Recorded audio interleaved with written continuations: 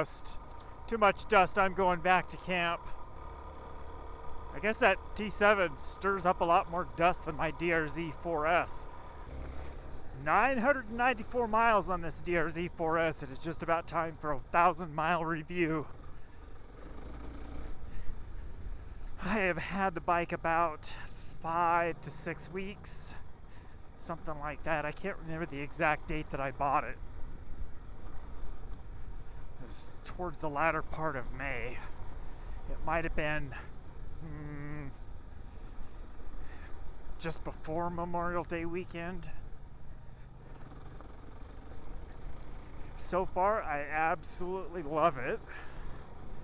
It does feel lighter than my O2 DR-Z400. Part of that, I think, is because of that big, bulky 3.2 gallon IMS tank that I have on my old DR-Z.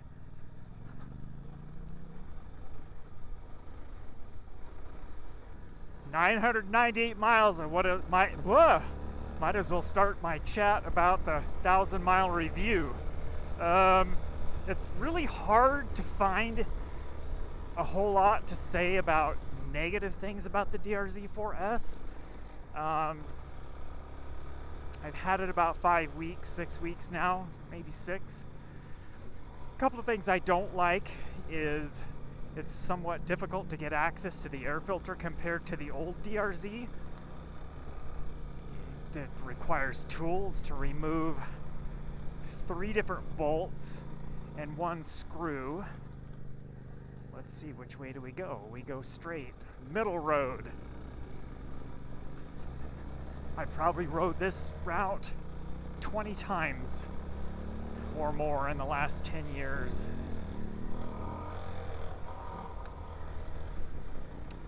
The tires on it are actually fairly decent. They aren't nearly as skittish as people made out. Wow, I can't even talk this morning. They aren't as skittish as the Death Wings were on the other DR-Z, or how it came from the factory. I never ran the Bridgestone Trail Wings, which everybody nicknamed the Death Wings, because I bought my 2002 DR-Z400S used, and it already had MT21s front and rear on it that were fairly new. But this would be my 5th day of riding in the dirt, totaling about almost 400 miles now, and the front tire can get a little skittish in really loose talcum powdery style moon dust, but the rear tire, it totally suits me fine so far. So I kind of decided I was just going to run that tire till it wears out, and then put my good tire on that I bought long before I bought the DR-Z4S. Save that for when this one goes away and needs to be replaced. So what did I do here? I bumped something on my GPS. I don't like the LCD screen only because it's LCD, and once it gets covered with dust, you absolutely cannot see it. That's why I just wiped it down back there, because I wanted to see what my mileage is. I'm at 999 miles right now. Once it hits 1,000 miles, I need to stop in the shade and get a photo of that. I wish the screen was a color TFT display, only because it would be more functional and usable, meaning readable, in bright sunlight when it's covered with dust. The screen is not totally flat, so it makes it difficult to install a screen protector and get that screen protector to adhere properly. That was one issue that was far worse on the other DR-Z, because the smaller screen also had a dome to it, dome-shaped convex contour, and screen protectors didn't stick very well. I do have a screen protector on this. I haven't peeled off the top layer. It comes with an adhesive backing paper on the bottom. You peel that off. squeegee it down to get all the bubbles out, and then peel off the top protective layer. I just haven't. Oh, there we go, 1,000 miles. Let's see if I can snap a quick photo before people catch up to me. I should be good. Dig my camera out of my pocket. It's in my leg pocket, and it's difficult to get access to real fast. Yeah, dang it, somebody caught up to me. Crap. Well, people were going a lot faster than I expected them to be going. Okay, screen. Yeah, color TFT would be a lot nicer, so they would be a lot more functional in bright sunlight in the dust. If a person was just riding, say for example, the DR-Z4S M, which was not going to see dusty conditions like this, yeah, then a LCD screen is totally fine. I don't really have any complaints about the ABS or ride modes.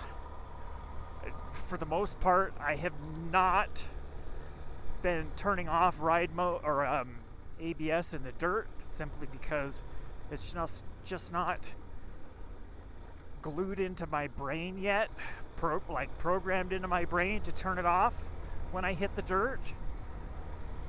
And it hasn't been in a hindrance leaving it turned on in the dirt.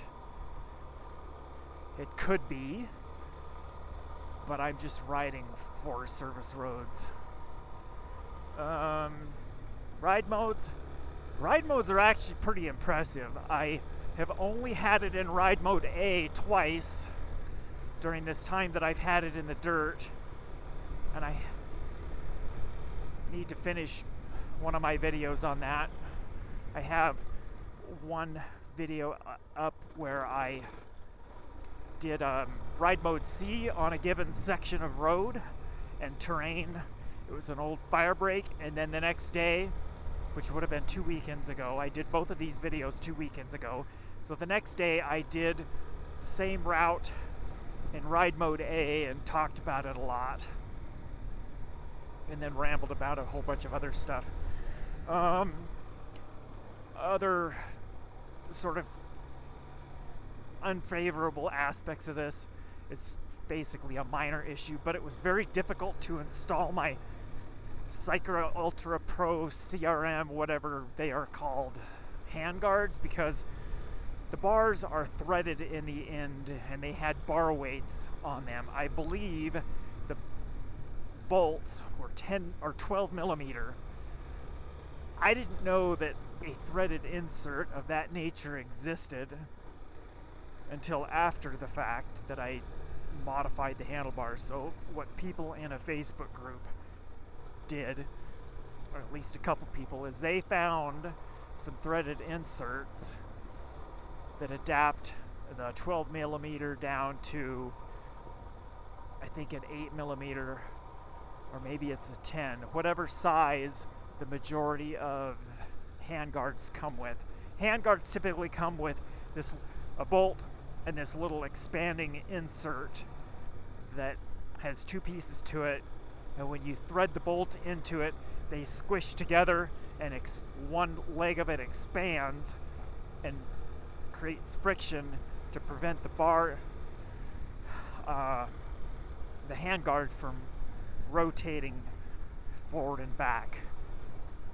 So what I ended up doing, because I didn't know that the threaded insert existed, was I drilled out the ends of the handlebars with a 14 millimeter drill bit. And that's what somebody had initially recommended in the Facebook group dedicated to the DR-Z4S. So that's what I did. That was a somewhat of a wrist-breaking proposition, because if the drill grabs all of a sudden and stalls out, it twists and can break your wrist if you're not careful. And on one side, I know I did not get the drill squared up with the handlebars partway through my drilling process, so the threads are drilled out at a little bit of an angle.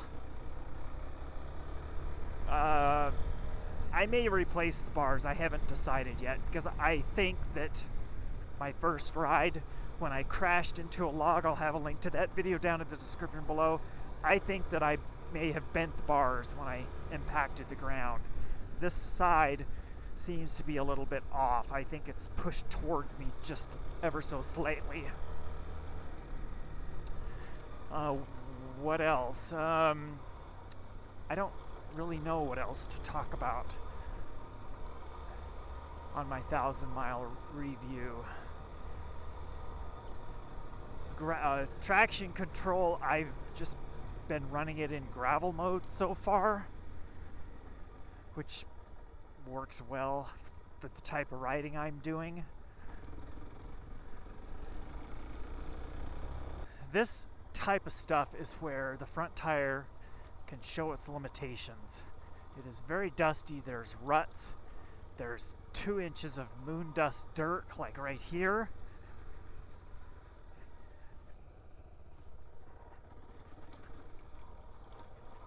And the front tire can get away from you if you come into something a little bit too hot, like too fast into a turn in this loose stuff. So I just have to be careful. But I have not found any limitations on the rear tire for the type of riding I've been doing. And somebody's coming in hot behind me. Okay, go.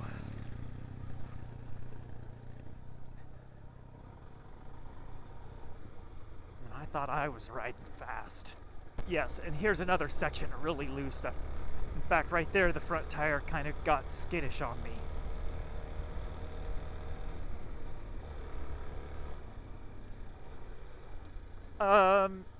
What else? Let's see. The tip to tail length, when you factor in the big rear fender extension and license plate light, is just a little bit longer than my current DR-Z, but my current DR-Z, I have a fender eliminator kit on it.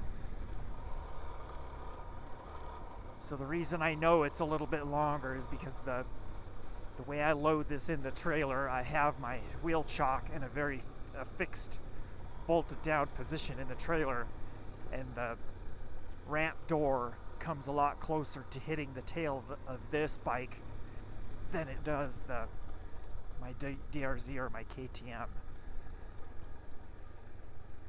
I doubt that I'll replace the rear fender extension on this and taillight. I like the looks of the taillight. I don't want to switch to an aftermarket taillight because I really like this taillight.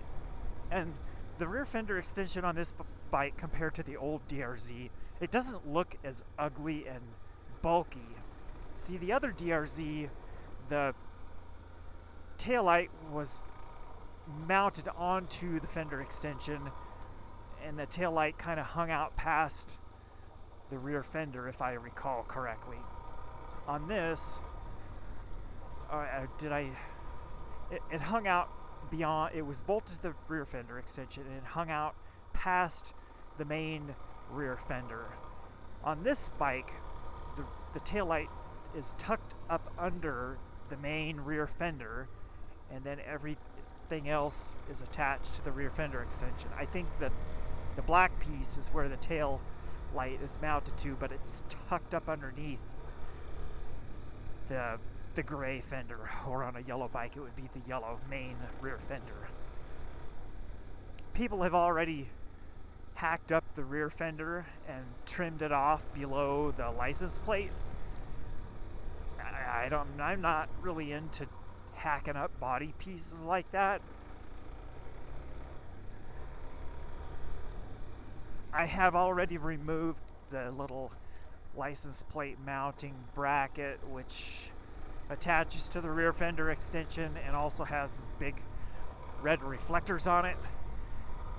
It's just an unnecessary piece that I don't need for the type of riding I do. I don't ride it after dark, so I don't need all those extra reflectors. That is a safety requirement. That's why bikes have all those reflectors on them that kind of detract from the appearance, but they're there for a reason. The seat is, to me, it feels a lot more comfortable than the seat on the original DR-Z. after the type of riding that I've been doing, I've been on this 2 days in a row now, and 2 weekends ago I was on it 3 days in a row. My butt would be so sore after 2 days of riding. It's not.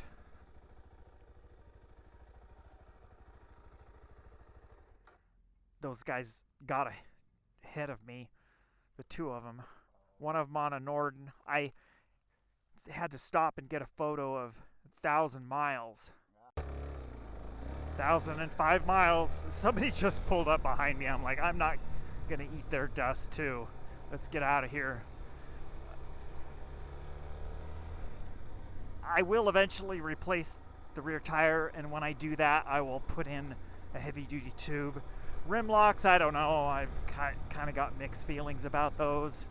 I have never run them on my current DR-Z400, although I did get tempted to do that right not long after I bought the bike. I guess the last thing I was talking about before I stopped was the seat. So the seat on this is kind of the vertical edges are kind of more of it at an angle before it flattens out, and I think that's what adds to the kind of the comfort level a little bit compared to the old DR-Z seat. So where riding with riding boots, I did not have to make any changes to the location of the brake pedal like I did on my old DR-Z, nor did I have to do anything with the shifter. So that's something that Suzuki must have taken into account when they redesigned foot peg location and all of that good stuff.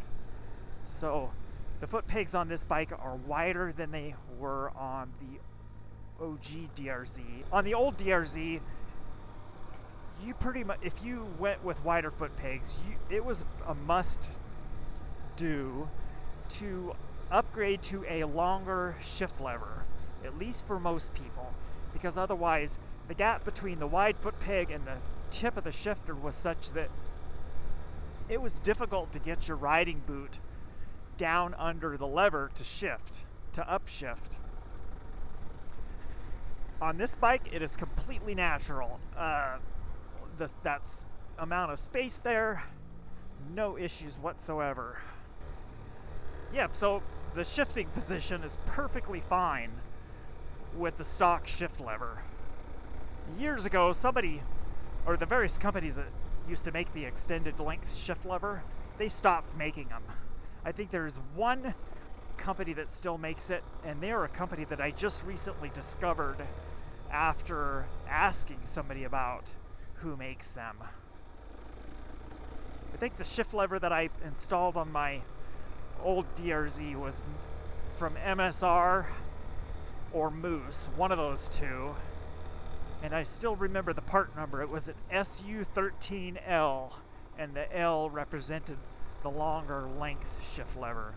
Well, let's talk about fuel economy. I'm still working on all of the details to get together a nice video about the fuel economy. My initial impression with street riding up to the 591 mile point was that it was getting about 80 or so miles per gallon, or 85 was what I initially thought, and that was based on just on what the dash was reading. It turns out the dash reads about, depending on the type of riding you do in the terrain, it reads about 5 to 10 miles per gallon high. So during my break-in process, my first tank, I ran it until the secondary low fuel warning activated, and I was at 167 miles. I filled up, and the mileage was just a tad over 80 if I recall correctly. And then I filled up, I believe I filled up twice more, maybe a third time after my initial fill up, and hand calculated the mileage for all of those tanks of fuel. And they varied between like about 76 to maybe 81-ish.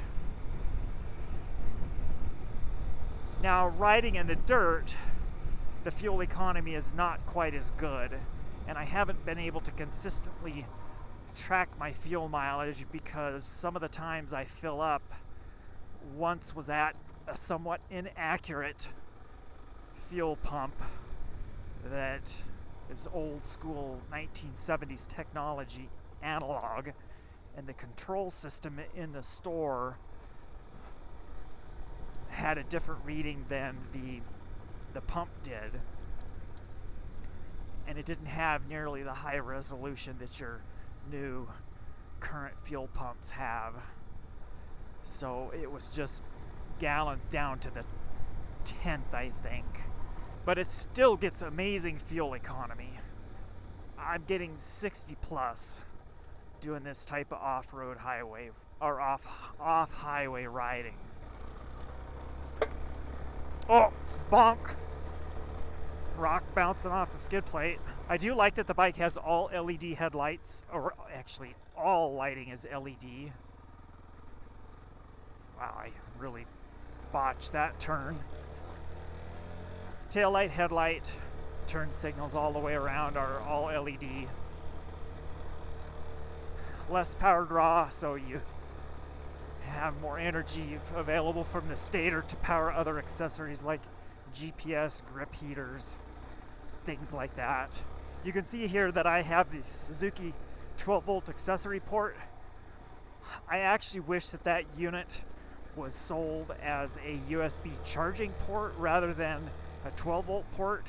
I did find a nice high output USB power delivery 100-watt USB adapter that plugs in, and I'm temporarily powering my GPS that way. The process of checking the oil is just as fiddly as it is on the old DR-Z. The process described in the owner's manual is start the bike when it's cold, let it idle for 6 minutes, shut it off, wait 3 minutes, and then check the oil. It was a similar situation on the old DR-Z and similar situation on the DR-350, which essentially all three of the Suzuki dual sport bikes have had that same oil in the frame, and diddle around and start the bike, let it run for a while before you check the oil. It's kind of a hassle, and it's tough to get an exact feel for an accurate level of oil, as opposed to most bikes that store all of their oil in the bottom of the engine and have a little sight glass and a fill cap on the side of the engine case. I like the fact that this bike, just like all the other Suzuki dual sport bikes, have long maintenance intervals. That's specifically why I bought this.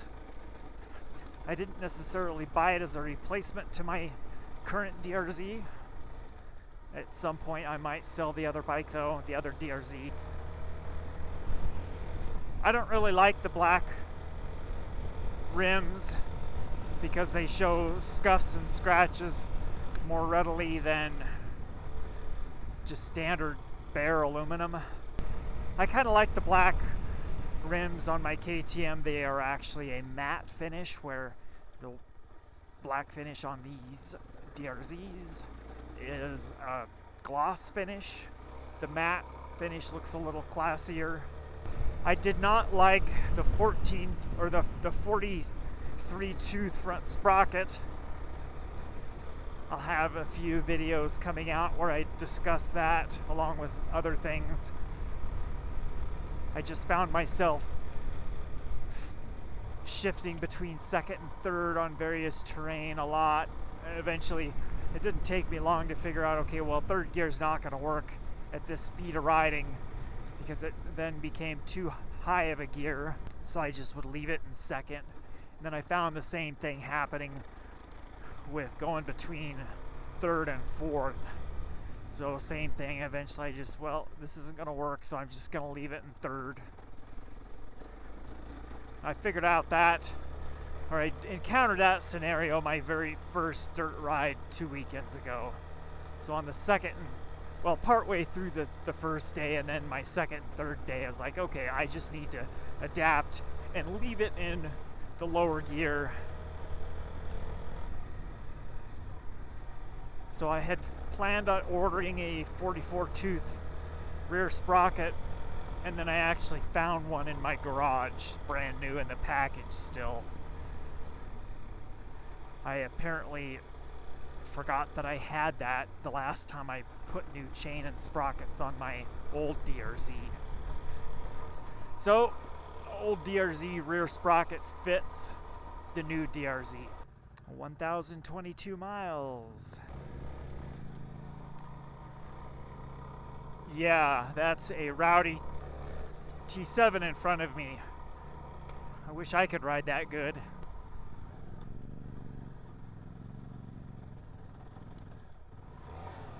Ah! That's the first time that's happened.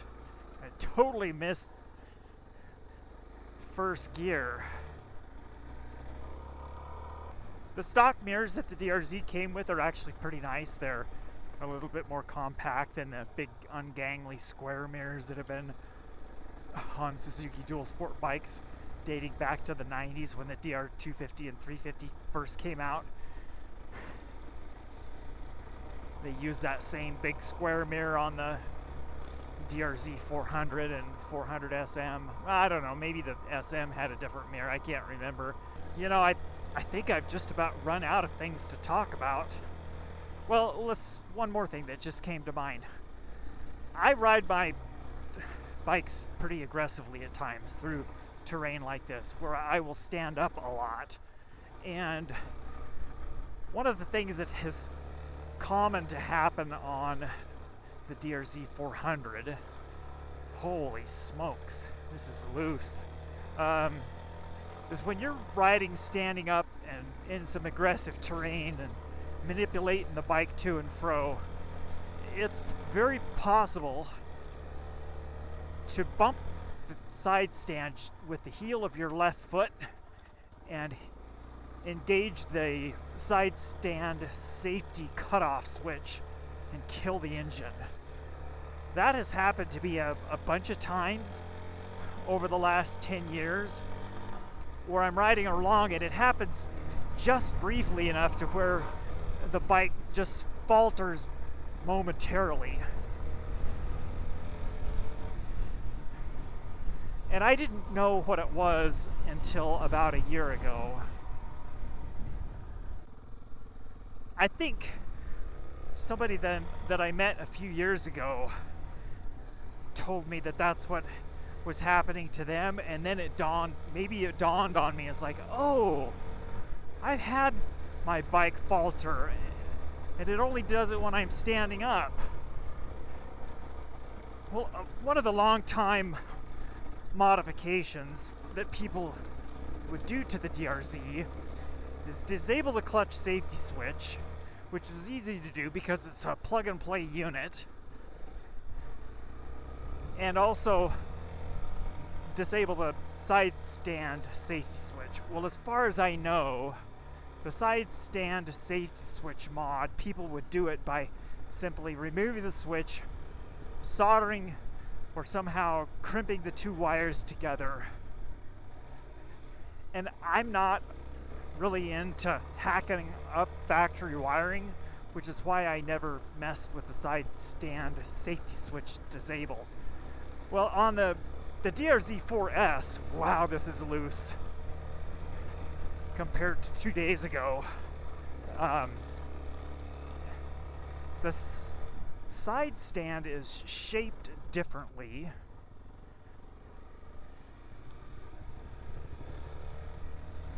A cluster gaggle of people here. So you pretty much can't hit it with your boot. It's kind of got an angle to it and then it kicks up. So I haven't had any instances where I've kicked it with the heel of my boot when I've been riding standing up. So I don't really see that there's any necessary need to disable that.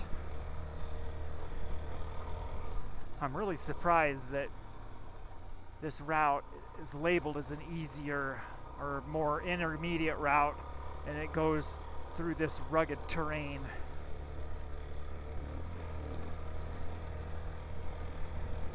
This is harder than the route up to Tyee Lookout, and Tyee Lookout was labeled as an advanced route.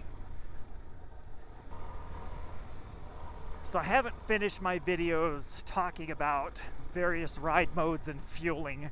I have only done one so far. I haven't edited the second one, where I came through the same section but in the opposite direction in ride mode A. So I have finished the ride mode B through the same section going the opposite direction. So let's just briefly talk about that. I could not find any issues with the fueling and throttle response. Some bikes will get really twitchy and have sort of an on-off when you're just turning the throttle from fully closed to slightly open, and I'm doing that right now. I don't have any issues whatsoever. Another unsafe pass.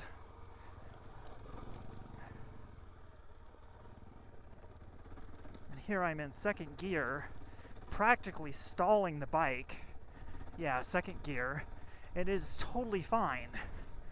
It's like you cannot get this bike to flame out. So I guess this would be a good follow-up to that ride mode C, that's what I meant, not ride mode B video. I'll have a link to that in the description below. And now I can just carry on without having to shift. Wow, you know, that was a really good test of putting along in second gear.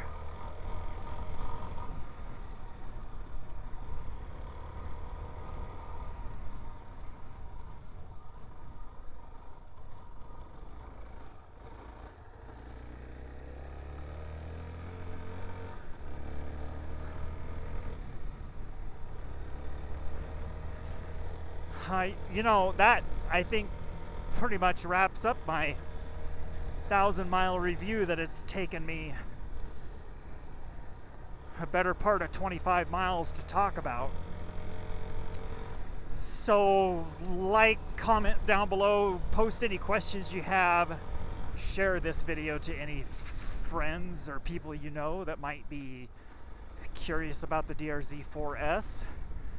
It's I'll probably go a couple hundred miles more before my next oil change. I do my oil changes way more frequently than what the service recommendations state, and that could have contributed to why my current DR-Z has been mostly flawless, other than self-inflicted issues all these years. So anyway, thanks for watching, and we will see you in the next video.